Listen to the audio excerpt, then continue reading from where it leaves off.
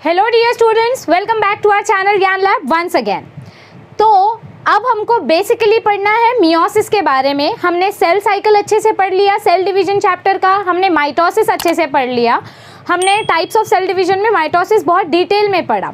लेकिन मियोसिस पढ़ने से पहले बहुत ज़्यादा कन्फ्यूजन हो रहा है नंबर ऑफ क्रोमोसोम्स और नंबर ऑफ क्रोमैटिड्स को लेकर। तो मियोसिस आपको तभी अच्छे से समझ में आएगा जब आपको क्रोमैटिड्स और उसके नंबर से रिलेटेड कन्फ्यूजन क्लियर हो जाएगा। तो अगर आज का सेशन आपने अच्छे से देखा, अच्छे से समझा, तो आपको इसके बाद लाइफ में कभी क्रोमैटिड्स या क्रोमोसोम्स और माइटोसिस और मियोसिस में कन्फ्यूजन होगा ही नहीं। ओके तो इस वीडियो को पूरा एंड तक देखना प्लीज़, क्योंकि ये वीडियो आने वाले आपके आगे के वीडियोस को डिसाइड करेगी कि आपको वो टॉपिक समझ में आएगा या नहीं।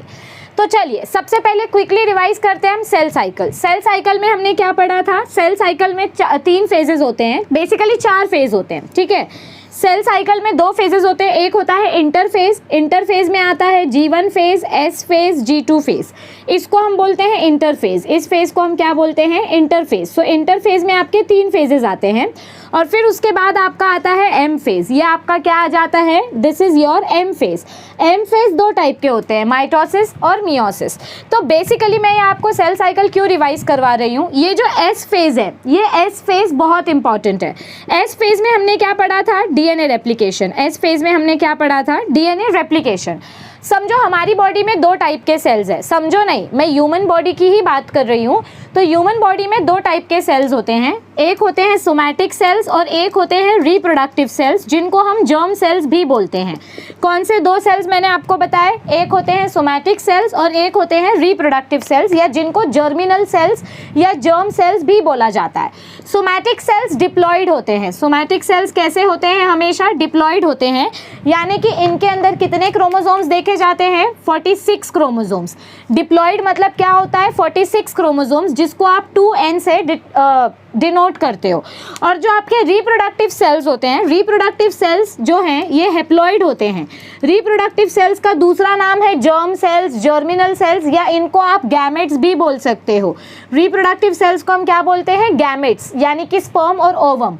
तो आपके ये जो गैमेट्स होते हैं ये हैप्लॉइड होते हैं। हैप्लॉइड मतलब क्या होता है? हाफ नंबर ऑफ क्रोमोसोम्स, यानी कि ओनली 23 क्रोमोसोम्स, यानी कि n। तो अब ये जो क्रोमोसोम का नंबर है, डिप्लॉयड, हैप्लॉइड, इसके बीच का जो कंफ्यूजन है वो आज आपका क्लियर हो जाएगा। ओके सो देखो, जब सेल डिवीजन होता है तो सेल डिवीजन में एस फेज में डीएनए रेप्लिकेशन होता है। क्या होता है एस फेज में? DNA replication. माइटोसिस आप ऑलरेडी देख चुके हो। तो माइटोसिस के हिसाब से हमने क्या पढ़ा था कि हमारा जो क्रोमोसोम है, अब यहाँ ध्यान से देखो, हाँ, ये टेबल समझने से पहले ये चीज़ एकदम ध्यान से समझो। देखो हमने क्या पढ़ा है कि एक जो सोमैटिक सेल होता है उसके अंदर 46 क्रोमोसोम्स होते हैं। सोमैटिक सेल का एग्जांपल ले रही हूँ मैं। किसका एग्जांपल ले रही हूँ? चलो मैं यहाँ पे लिख देती हूँ। एक जो सोमैटिक सेल होता है, सोमैटिक सेल के अंदर 46 क्रोमोसोम्स होते हैं। ओके तो जब सेल डिवीजन होता है तो सेल डिवीजन के एस फेज में, सेल डिवीजन के एस फेज में आपका डीएनए रेप्लिकेट होता है। डीएनए रेप्लिकेट हो रहा है, यानी कि डीएनए की क्वांटिटी डबल हो रही है। 46 का डबल होगा 92। तो अब ध्यान से सुनो, मैं आपको क्या बताने जा रही हूँ। देखो यहाँ पर मैंने जो स्ट्रक्चर ड्रॉ किया है, इसको आप क्रोमैटिड भी बोल सकते हो। इसको आप क्या बोल सकते हो? Let me write it, wait, yes, इस स्ट्रक्चर को हम क्रोमैटिड भी बोल सकते हैं या इसको हम क्रोमोसोम भी बोल सकते हैं। दोनों का मतलब एक ही है। यहीं पर आपके पूरे कन्फ्यूजन का सल्यूशन है। इसको आप क्रोमैटिड भी बोल सकते हो, क्रोमोसोम भी बोल सकते हो। तो अब बच्चे बोलेंगे, अरे मैम लेकिन हमने तो पढ़ा था कुछ और, ऐसे बटरफ्लाई शेप स्ट्रक्चर को हम क्रोमोसोम बोलते हैं। तो आपका कन्फ्यूजन एकदम करेक्ट है। मैं आपको आज एक ऐसी चीज़ बताने वाली हूँ जिसके बाद आपका सारा कन्फ्यूजन गायब हो जाएगा। देखो क्रोमोसोम्स की काउंटिंग कैसे की जाती है? सेंट्रोमियर के बेसिस पे। क्रोमोसोम्स को कैसे काउंट करते हैं हम? On the basis of centromere number. आपके क्रोमैटिड्स में कितने सेंट्रोमियर्स प्रेजेंट हैं उसके बेसिस पे हम काउंट करेंगे कि आपके सेल के अंदर कितने क्रोमोसोम्स हैं। तो अगर मैं इस स्ट्रक्चर को काउंट करूं तो यहाँ पर 1 सेंट्रोमियर है, तो इसको मैं 1 क्रोमोसोम बोल सकती हूँ या 1 क्रोमैटिड बोल सकती हूँ। और इसी का जब डुप्लीकेशन होता है, हमने क्या बोला? एस फेज में आपके सेल में डुप्लीकेशन हो रहा है। मतलब समझो कोई सोमैटिक सेल है, ठीक है। समझो ऐसा कोई सोमैटिक सेल है, इसके अंदर ऐसे 46 क्रोमैटिड्स है, ठीक है। इमेजिन करो 46 क्रोमैटिड्स है और इसको डिवाइड करना है। डिवाइड करने के लिए एस फेज में डीएनए डुप्लीकेशन होगा या डीएनए रेप्लिकेशन होगा, तो 46 से 92 हो जाएगा। तो जब ये क्रोमैटिड्स डुप्लीकेट होंगे तो एक की जगह आपको 2 क्रोमैटिड्स देखने को मिलेंगे, मतलब ऐसा एक सिस्टर क्रोमैटिड और ऐसा एक सिस्टर क्रोमैटिड, ये दोनों एक साथ जुड़ जाएंगे। ये दोनों क्रोमैटिड्स क्या हो जाएंगे, ये दोनों क्रोमैटिड्स ऐसे एक साथ जुड़ जाएंगे एक ही सेंट्रोमियर के बलबूते पर। 2 सेंट्रोमियर नहीं आएगा, एक ही सेंट्रोमियर के भरोसे पर ये दोनों क्रोमैटिड्स एक साथ जुड़ जाएंगे। तो अब तुम मुझे बताओ, देखो यहाँ पर एक क्रोमैटिड था, अब यहाँ पे 2 सिस्टर क्रोमैटिड्स है। जब दोनों सेम क्रोमैटिड एक साथ ज्वाइन हो जाते हैं तो इनको हम बोलते हैं सिस्टर क्रोमैटिड्स। क्या बोलेंगे इनको हम, सिस्टर क्रोमैटिड्स। तो यहाँ पर भी एक ही सेंट्रोमियर है। सेंट्रोमियर मतलब क्या होता है, 2 क्रोमैटिड्स के बीच का स्ट्रक्चर, ये जो सेंटर वाला स्ट्रक्चर होता है। यहाँ पर भी एक ही सेंट्रोमियर है, यहाँ पर भी एक ही सेंट्रोमियर है। तो आप इसको भी क्रोमोसोम बोल सकते हो, इसको भी क्रोमोसोम बोल सकते हो। तो इसको आप सिस्टर क्रोमैटिड्स भी बोल सकते हो या आप इसको क्रोमोसोम भी बोल सकते हो। तो अब आपका कंफ्यूजन आई होप क्लियर हो गया होगा। अगर ऐसा कोई स्ट्रक्चर आपको देखने को मिल रहा है जिसमें सिंगल क्रोमैटिड है लेकिन बीच में एक सेंट्रोमियर है, तो उसको भी हम 1 क्रोमोसोम बोलेंगे। या 2 सिस्टर क्रोमैटिड्स हैं और उनके बीच में भी एक ही सेंट्रोमियर है, तो उसको भी हम एक ही क्रोमोसोम बोलेंगे। क्रोमैटिड और क्रोमोसोम के बीच का डिफरेंस समझो। क्रोमैटिड को ही क्रोमोसोम बोलते हैं, क्रोमैटिड को ही क्रोमोसोम बोलते हैं। हम क्रोमोसोम किसके बेसिस पे काउंट करते हैं, सेंट्रोमियर के बेसिस पे काउंट करते हैं। किसके बेसिस पे, सेंट्रोमियर के। आप आगे जाके 12th में पढ़ोगे कि क्रोमोसोम्स भी 4 टाइप के होते हैं, टीलोमियर, एक्रोसेंट्रिक, मतलब क्रोमोसोम्स के टाइप्स भी अलग अलग होते हैं। एक्रोसेंट्रिक, टीलोसेंट्रिक, मेटासेंट्रिक, सब मेटासेंट्रिक, ऐसे 4 टाइप के आप क्रोमोसोम्स पढ़ोगे। और ये सारे के सारे किसके पोजीशन पे डिटरमाइन करते हैं, सेंट्रोमियर की पोजीशन पे। अगर सेंट्रोमियर बीच में है तो ऐसे क्रोमोसोम को मेटासेंट्रिक बोलेंगे। अगर सेंट्रोमियर थोड़ा सा ऊपर चला गया तो उसको बोलेंगे सब मेटासेंट्रिक। अगर सेंट्रोमियर एकदम एंड में आ गया तो उसको बोलेंगे एक्रोसेंट्रिक। अगर सेंट्रोमियर एकदम टिप में आ गया तो उसको बोलेंगे टीलोसेंट्रिक। तो सेंट्रोमियर की पोजीशन पे आप क्रोमोसोम काउंट करते हो और क्रोमोसोम का टाइप डिटरमाइन करते हो। तो देखो ध्यान से सुनो मैं क्या बोल रही हूँ। जब माइटोसिस होता है तो माइटोसिस को हम इक्वेशनल डिवीजन बोलते हैं। माइटोसिस में हमने क्या देखा है कि हमारा जो डीएनए है वो एस फेज में डुप्लीकेट हो जाता है। मतलब जब अपना क्रोमोसोम्स, या अगर हम क्रोमैटिड्स की बात करें, ध्यान से सुनो मैं क्या बोल रही हूँ। अगर मैं क्रोमैटिड्स की बात करूँ या क्रोमोसोम्स की बात करूँ, तो जब बिफोर इंटरफेस समझो हमने कोई सेल लिया है, बिफोर इंटरफेस हमने कोई डिप्लॉयड सेल लिया है, तो उसके अंदर 46 क्रोमैटिड्स थे, ऐसे सिंगल 46 क्रोमैटिड्स थे। आप उसको क्रोमोसोम भी बोल सकते हो, क्योंकि क्रोमैटिड को या क्रोमोसोम को हम कैसे काउंट करते हैं, सेंट्रोमियर के बेसिस पे। तो हमने कोई डिप्लॉयड सेल लिया और वो सेल अभी अभी डेवलप हुआ है, वो अभी डुप्लीकेट नहीं हुआ है, अभी अभी डेवलप हुआ है, अभी अभी वो G1 फेज में आया है। तो G1 फेज में है जब वो सेल, तो उसके अंदर 46 क्रोमैटिड्स है, मतलब 46 क्रोमोसोम्स है। लेकिन जैसे ही वो सेल आपके S फेज में जाएगा तो उसका डीएनए डबल हो जाएगा, यानी कि उसके क्रोमैटिड्स डबल हो जाएंगे। 46 क्रोमैटिड्स सारे के सारे ऐसे जोड़ी बना लेंगे। ये जो क्रोमैटिड्स हैं ये सारे के सारे ऐसे अपना अपना एक डुप्लीकेट कॉपी बना लेंगे।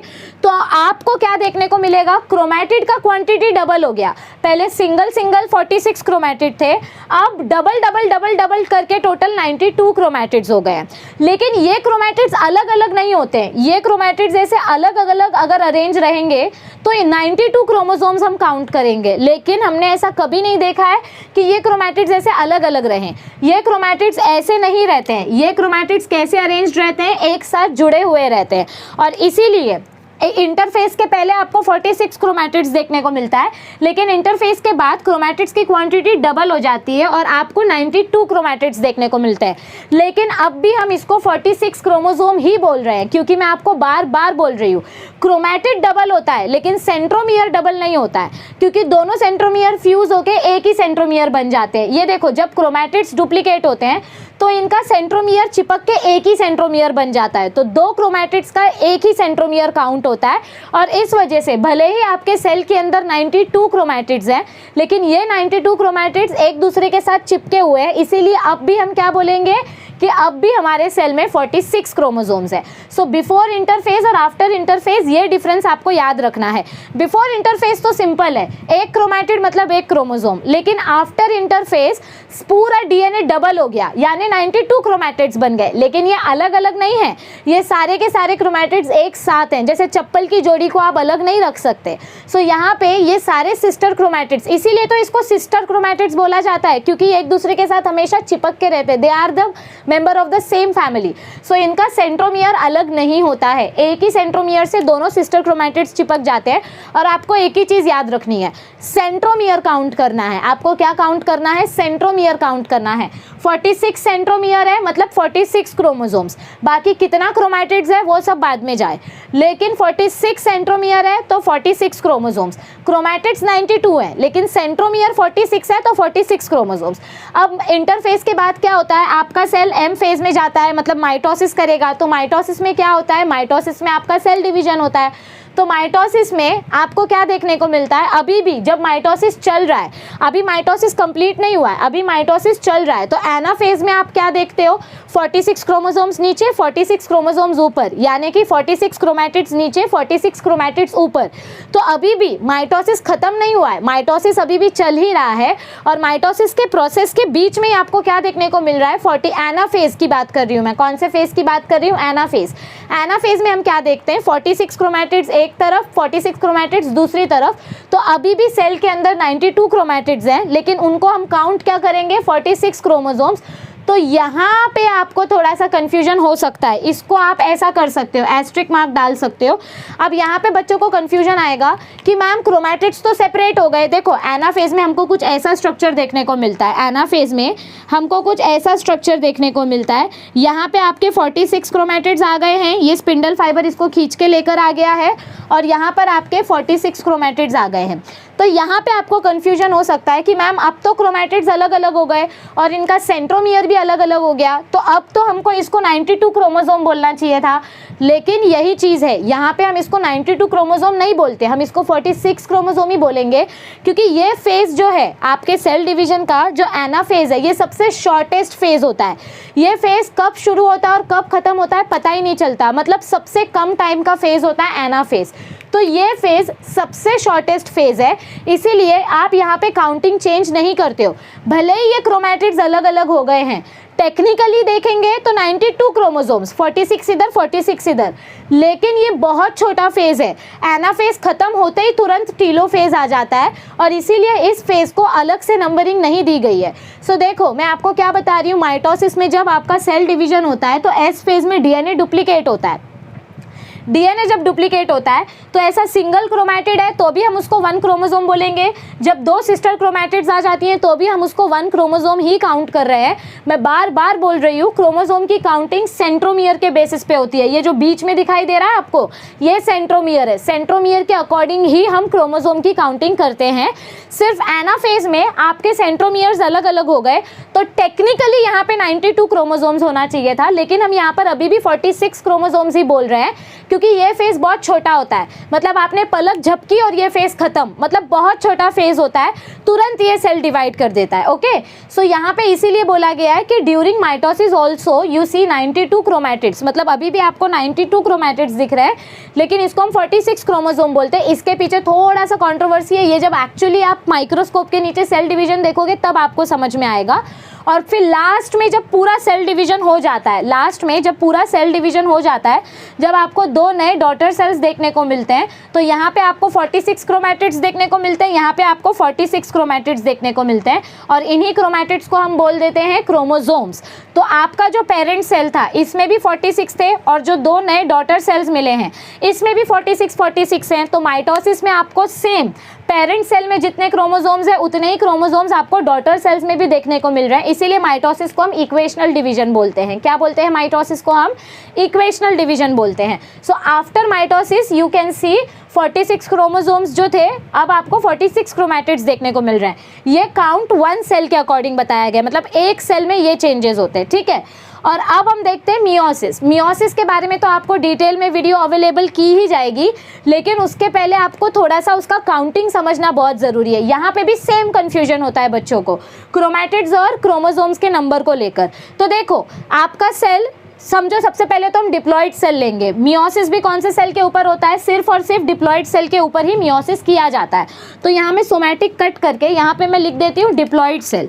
यहाँ पर मैं क्या लिख रही हूँ? डिप्लॉइड। डिप्लॉइड मतलब क्या होगा? इनके पास 46 क्रोमोसोम्स हैं। क्या है इनके पास? 46 क्रोमोसोम्स है, ठीक है। ऑलराइट, तो इनके पास ऐसे 46 क्रोमैटिड्स होंगे। क्रोमैटिड बोलो या क्रोमोसोम बोलो, बात एक ही है। मैं आपको बार बार बोल रही हूँ, क्रोमैटिड बोलो या क्रोमोसोम बोलो, बात एक ही है, क्योंकि हम सेंट्रोमियर काउंट करते हैं। ओके, सो मियोसिस में क्या होता है? आपका जो डिप्लॉइड सेल है वो एस फेज, पहले तो वो पूरा इंटरफेस सेम जाता है। देखो, माइटोसिस और मियोसिस में एक चीज़ कॉमन है, इंटरफेस उनका कॉमन है। G1 phase, S phase, G2 phase सब कॉमन होगा। सो S फेज में जब आपका डिप्लॉइड सेल आएगा मियोसिस वाला, तो यहाँ पे भी आपका डीएनए डुप्लीकेशन होगा। जब आपका डीएनए डुप्लीकेशन होगा तो यहाँ पर आपको क्या देखने को मिलेंगे? सिंगल क्रोमैटिड्स का कॉपी बन गया, सिस्टर क्रोमैटिड्स बन गए। तो इसको अब भी आप 1 क्रोमोसोम ही काउंट कर रहे हो, यानी कि इंटरफेस के पहले तो आपके सेल के अंदर 46 क्रोमैटिड थे और उसको आप 46 क्रोमोसोम्स बोल रहे थे, लेकिन इंटरफेस के बाद क्रोमैटिड्स का अमाउंट 92 हो गया, क्योंकि 46 का डबल 92 होता है। सो सिंगल क्रोमैटिड को काउंट करोगे तो 92 क्रोमैटिड हो गए, लेकिन अगर हम उसको क्रोमोसोम के हिसाब से काउंट करेंगे तो कितने क्रोमोसोम्स हैं? 46 क्रोमोसोम्स हैं। क्यों? क्योंकि दोनों क्रोमैटिड सेंट्रोमियर के बेसिस से जॉइंट है, और सेंट्रोमियर तो एक ही है। मैं आपको बार बार बोल रही हूँ कि दो सिस्टर क्रोमैटिड्स अलग अलग सेंट्रोमियर्स की मदद से अटैच नहीं होती हैं, दोनों एक ही सेंट्रोमियर के साथ अटैच होती है। और आपके सेल में कितना क्रोमोसोम है ये आप कैसे काउंट करोगे? सेंट्रोमियर के बेसिस पे। कैसे काउंट करोगे? सेंट्रोमियर के बेसिस पे। तो सिंगल क्रोमैटिड रहे या डबल क्रोमैटिड रहे, आपको सेंट्रोमियर काउंट करना होता है कि कितना सेंट्रोमियर दिखाई दे रहा है। जितना सेंट्रोमियर है उतना क्रोमोसोम। तो भले ही आपका इंटरफेस के बाद क्रोमैटिड का काउंट डबल हो गया, लेकिन अभी भी 46 सेंट्रोमियर्स ही हैं, तो हम उन क्रोमोसोम्स को 46 क्रोमोसोम्स ही बोलेंगे। अब मियोसिस में होता क्या है? मियोसिस 2 फेजेस में होता है, पहले मियोसिस 1 फिर मियोसिस 2। तो मियोसिस 1 में क्या होता है कि आपका जो क्रोमोसोम नंबर है वो हाफ हो जाता है। माइटोसिस में हमने क्या देखा था?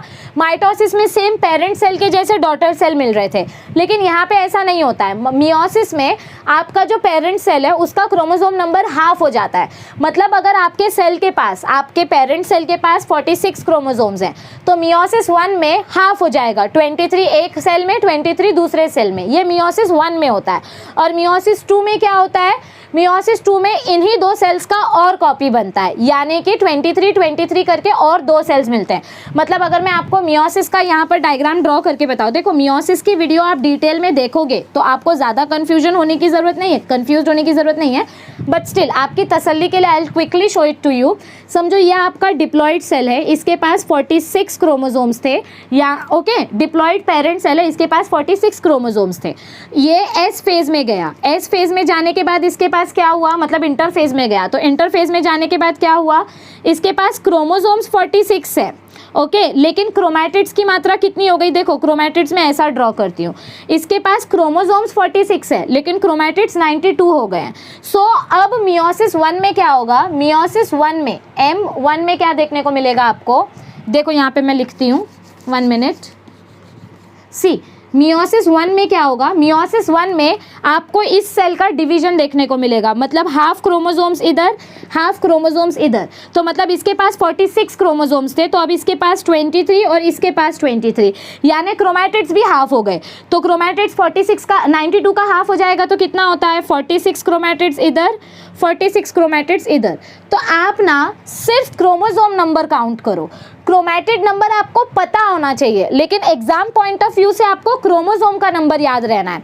देखो मैं आपको लॉजिक के हिसाब से बता रही हूँ। आपके डिप्लॉइड सेल में 46 क्रोमोसोम थे, ये एस फेज में गया, एस फेज में जाने के बाद डीएनए डबल होता है, तो आपके 92 क्रोमैटिड्स बन गए, लेकिन अभी भी सेंट्रोमियर तो उतना ही है, तो 92 क्रोमैटिड्स को भी हम क्या बोलेंगे? 46 क्रोमोसोम्स। लेकिन मियोसिस 1 में क्या होता है? मियोसिस 1 को आप रिडक्शन डिवीजन बोलते हो। रिडक्शन डिवीजन मतलब क्या होता है? क्रोमोसोम नंबर रिड्यूस हो जाता है, हाफ हो जाता है। तो यहाँ पे जब आपका क्रोमोसोम नंबर हाफ हो रहा है तो 46 chromosomes are getting divided into 23। लेकिन अगर इसको क्रोमैटिड के पॉइंट ऑफ व्यू से देखोगे तो 92 क्रोमैटिड्स डिवाइड होके कितना बन रहा है, 46। और अब मियोसिस 2 में क्या होगा, इधर देखो शायद आपको दिखाई दे रहा है। अब मियोसिस 2 में क्या होगा, मियोसिस 2 में इन दोनों का डुप्लीकेट कॉपी बनेगा।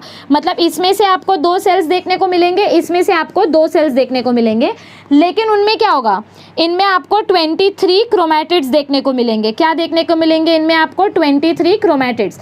मतलब इसमें भी क्या हो रहा है, आपके ये जो 46 क्रोमैटिड्स थे वो भी हाफ हो रहे हैं। ये जो आपके 46 क्रोमैटिड्स थे ये भी और हाफ हो रहे हैं। ओके, ये 46 क्रोमैटिड्स क्या हो रहे हैं, हाफ हो रहे हैं। तो हर एक सेल में आपको 23 क्रोमैटिड्स देखने को मिल रहे हैं। और अभी भी हम क्या बोलेंगे, इनको क्रोमोसोम्स ही बोलेंगे। देखो, आप क्रोमैटिड को क्रोमोसोम बोल सकते हो क्योंकि क्रोमोसोम को हम कैसे काउंट करते हैं, सेंट्रोमियर के बेसिस पे काउंट करते हैं।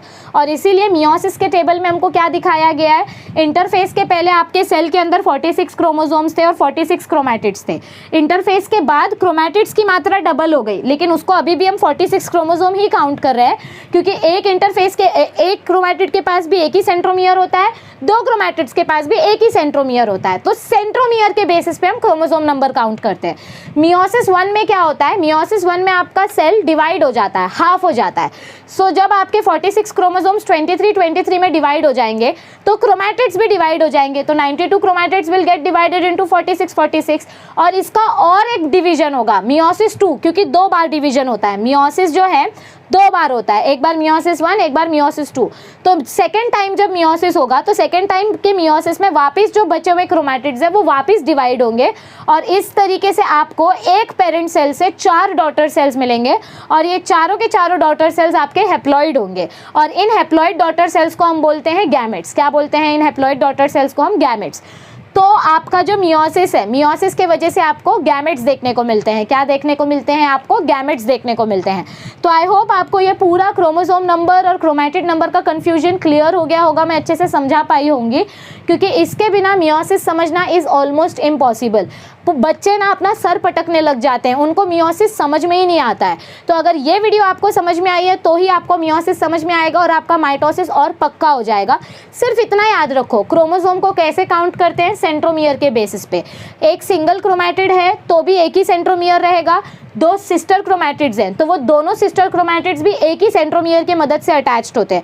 तो चाहे सिंगल क्रोमैटिड हो चाहे डबल क्रोमैटिड्स हो, क्रोमोसोम एक ही काउंट किया जाएगा। आपके सेल में जितना सेंट्रोमियर होगा, क्या बोल रही हूँ मैं, आपके सेल में जितना सेंट्रोमियर होगा उतने क्रोमोसोम्स काउंट किए जाएंगे। सो ये टेबल आप याद रखो और जो एक्सप्लेनेशन मैंने दिया इसको 3 से 4 बार देखो। इसके बाद लाइफ में आपको कभी सेल डिवीजन कंफ्यूजिंग नहीं लगेगा और पक्का आप एंट्रेंस में इसके सारे क्वेश्चंस अच्छे से सॉल्व कर पाएंगे।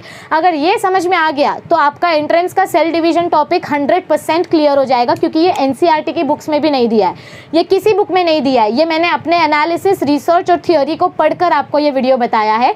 सो अगर ये वीडियो अच्छी लगे तो मेरी एक ही रिक्वेस्ट है कि प्लीज़ इसको अपने फ्रेंड्स के साथ, अपने स्टूडेंट्स के साथ, अपने टीचर्स के साथ, जिनके साथ हो सके शेयर कीजिए। जितना ज़्यादा शेयर कर सकते हैं उतना ज़्यादा शेयर कीजिए। और प्लीज़ प्लीज़ प्लीज़ चैनल को अब तक सब्सक्राइब नहीं किया है तो सब्सक्राइब कर लो और बने रहो ज्ञान लैब चैनल के साथ, क्योंकि अब मियोसिस आपके लिए बाएं हाथ का खेल बन जाएगा। मिलते हैं जल्दी। Thank you, stay tuned, see you soon.